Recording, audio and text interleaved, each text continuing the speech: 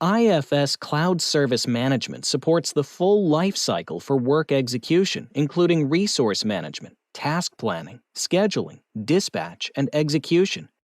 We are now adding a new type of resource to the already existing resource types: person, crew, and tool. This new resource type is called bucket resource.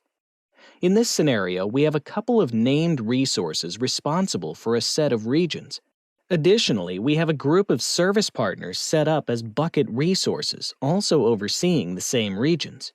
A bucket resource is a resource type that represents the capacity of one or several actual resources. A typical example could be the aggregated capacity from a contractor in a specific field or region. Unlike other resource types, a bucket resource doesn't get scheduled according to a schedule or roster. It operates based on capacity. As you can see from this scenario, Service Partner 2 has received 2 jobs that the bucket resource needs to tackle during that particular day.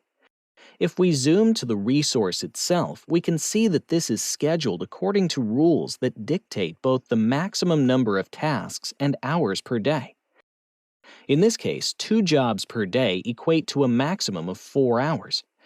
These rules can also be expressed with custom values. Like other resources, bucket resources have a start location and shifts. However, travel calculations are not used for bucket resources, and shifts only control when the resource is available to receive work. Instead of relying on travel and shifts, we rely on the previously mentioned rules to determine how much work a bucket resource can handle and where.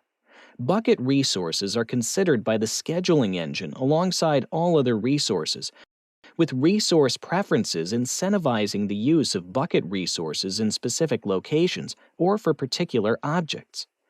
In this scenario, the task has inherited a resource preference from the location where the service is to take place, encouraging the use of a bucket resource.